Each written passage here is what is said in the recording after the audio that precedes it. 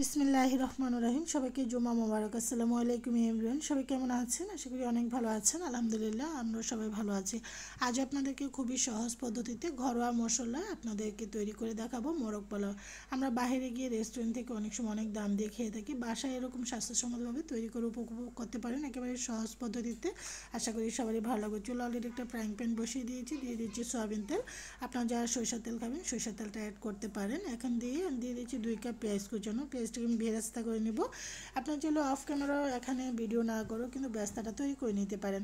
এখন চুলাটাকে লো ফ্লেমে রেখে ব্যস্তাটা করে নিচ্ছি। আমার ব্যস্তাটা হয়ে গিয়েছে, এই যে দেখুন।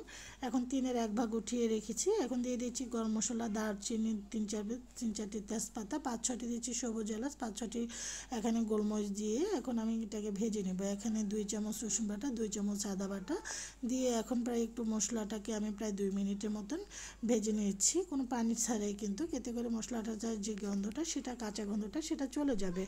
এখন আমি কিন্তু এই যে দেখুন কষিয়ে নিয়েছি। দিয়ে দিচ্ছি এখানে গুঁড়া মশলাটা। আর মোরগ পোলাওটা রান্না করতে বেশি একটা মশলার প্রয়োজন হয় না। দিয়ে দিচ্ছি এখানে 1.5 চামচের মতো জিরার গুঁড়া, দিয়ে দিচ্ছি 1 চামচ এখানে জয়ফল এবং জয়ত্রীর গুঁড়া। যারা অল্প মশলা খেতে পারেন এভাবে মোরগ পোলাওটা রান্না করে উপভোগ করতে পারেন।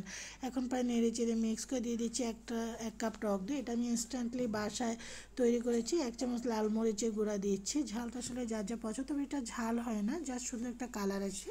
টক দইটা দিয়ে দিয়েছি 1 কাপ। এটা ইনস্ট্যান্টলি প্রায় হাফ কাপ গুঁড়া দুধের মধ্যে আমি কুসুম গরম পানি মিক্স করে তারপরে ভিনেগার দিয়ে করে নিয়েছি। প্রায় 2 থেকে 3 সেকেন্ডের মতো লাগে। স্বাদ অনুযায়ী লবণটা দিয়ে এখন একটু দিয়ে দিচ্ছি হলো তা প্রায় 20 থেকে 25টা মতো কাজু বাদাম ব্লেন্ড করে দিয়েছি। তারপর পানি দিয়ে দিচ্ছি, ব্লেন্ডারটা ধুয়ে এখন ঢাকনা দিয়ে রেখে কষিয়ে নেব। আপনার যে কোনো একটু দিতে পারেন বা সবগুলো বাদাম মিক্স করে দিতে পারেন। অবশ্যই বাদামটা দেবেন, আর যদি কোনো সমস্যা বাদাম খেতে তাহলে স্কিপ করবেন। এখন ভালো করে নেড়ে চেড়ে ঢাকনা দিয়ে কষিয়ে নিচ্ছি। এখন ঢাকনাটা উঠিয়ে দেখুন আমার মশলাটা কষানো হয়ে গিয়েছে। এখন দিয়েছি ব্রয়লার মুরগি। তো আমি ব্রয়লার মুরগি যেহেতু করছি, মুরগিটা বড় ছিল মুরগিগুলো আর কি। তো এখন আমি একটা মুরগিকে 8 পিস করে নিয়েছি। আর বেশি বড় দিলে আসলে অনেক সময় একটু বড় হয়ে যায়, সেই জন্য আমি দিইনি।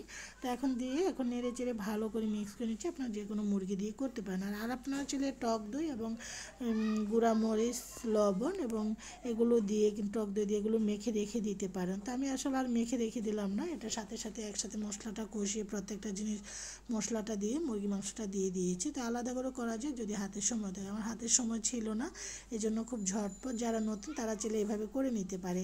চুলাটাকে মিডিয়াম টু হাই ফ্লেমে রেখে আমি কষিয়ে নিয়েছি। অবশ্য নাড়ার উপর রাখতে হবে, তা নাহলে যেহেতু বাদাম বাটা ছিল বাদামটা লেগে গিয়ে এটা ফ্লেভারটা এবং স্বাদটা নষ্ট হয়ে যাবে। ঢাকনা দিয়ে ঢেকে দিচ্ছি। আবারও ঢাকনাটা উঠিয়ে আপনাদেরকে দেখাচ্ছি। আমার কিন্তু কাছতে কষানো হয়েছে। 10-12টি কাঁচামরিচ দিয়েছি, এতে করে এটা ফ্লেভারটা দারুণ আসে। অবশ্যই কাঁচামরিচ দেবেন। স্বাদ অনুযায়ী এখানে দিয়ে দিচ্ছি চিনিটা অবশ্যই দিবেন যদি পছন্দ করেন। এটা কোনো মিষ্টি হবে না, এটা জাস্ট টেস্টটা কিন্তু দারুণ আসবে। আবারও ঢেকে দিচ্ছি কিছুক্ষণের জন্য। তো আমার কিন্তু হয়ে গিয়েছে কিন্তু এখানে মোরগ পোলাওটা রান্না করার জন্য। মুরগিটা ব্রয়লার মুরগি যেহেতু বেশি একটা সময় লাগে না। এখন দিয়ে দিচ্ছি হলো এখানে কিশমিশ। অবশ্যই কিশমিশটা যদি পছন্দ করেন দিবেন, এতে করে একটা শাহি একটা ফ্লেভার আসে। তো আপনার চাইলে এই অবস্থায় কাজু বাদামও দিতে পারেন যদি পছন্দ করেন, যে ভালো লাগতেছে কাজু বাদাম। তো আমি কিশমিশ দিয়ে এখন চুলা থেকে নামিয়ে রেখে দিব। আমি এখন এই ফ্রাইং প্যানটাতে করবো, আমি অন্য জায়গায় একটা ট্রান্সফার করে রেখে দিব। তো এখন দিয়ে দিচ্ছি আবার ফ্রাইং প্যানটা বসিয়ে 1/2 কাপ পেঁয়াজ কুচানো দিয়ে দিচ্ছি গরম মশলা, তেজপাতা, দারুচিনি, একটা বড় এলাচ, 5-6টি সবুজ এলাচ, লবঙ্গ এবং এখানে দিয়ে দিচ্ছি গোলমরিচ দিয়ে এখন প্রায় 1 মিনিটের মতো ভেজে নেবে সুন্দর একটা ফ্লেভার আসার জন্য। তা আমি এখানে 2 কেজি চালের আজকে মোরগ পোলাও করব। এখানে চালটাকে ভেজে নিয়েছি। চালটা যতটা ভালো হবে আপনার মোরগ পোলাওটা ততটা সুন্দর ঝরঝরে হবে কিন্তু।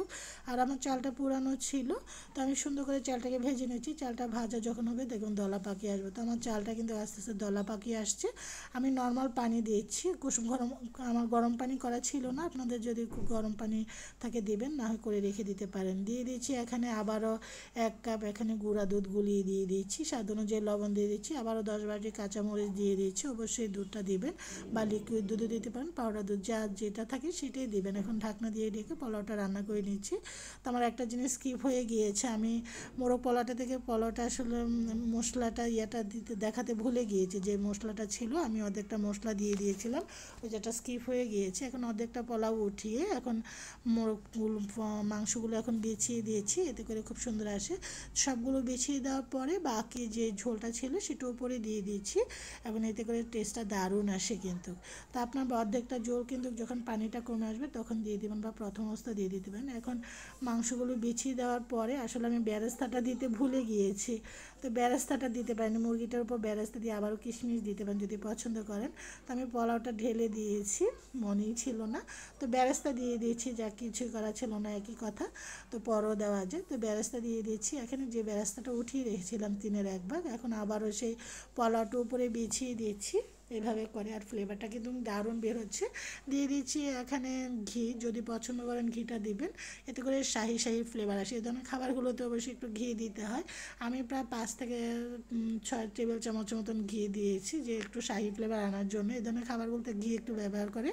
দিয়ে দিয়েছি এখানে কেওড়ার জল। এখানে প্রায় আমি 1.5 চামচের মতন কেওড়ার জল দিয়ে এখন ভালো করে ঢাকনা দিয়ে ঢেকে দমে রেখে দিব প্রায় 15 থেকে 20 মিনিটের জন্য। তো 15 থেকে 20 মিনিট পর ঢাকনাটা উঠিয়ে আপনাদেরকে দেখাচ্ছি, দারুণ বের হচ্ছে ফ্লেভারটা। এখন এই যে আপনাদেরকে দেখাচ্ছি, আলহামদুলিল্লাহ, আপনারা কালারটা দেখলে বুঝতে পারবেন। আসলে বাইরে গিয়ে রেস্টুরেন্টে এরকম এত দাম দিয়ে না খেয়ে বাসায় কিন্তু খুব সুন্দরভাবে তৈরি করে আপনারা খেতে পারেন। এখন আমি একটা সার্ভিং বলে সার্ভ করে নিচ্ছি। আশা করি আপনারা চাইলে সুস্বাদের মোরগ পোলাওটি ঘরোয়া উপকরণে রান্না করে উপভোগ করতে পারেন পরিবার পরিজন নিয়ে। সুস্বাদু এই মোরগ পোলাওটা এতটাই মজা হয়েছিল। সবাই ভালো থাকেন, আল্লাহ হাফিজ।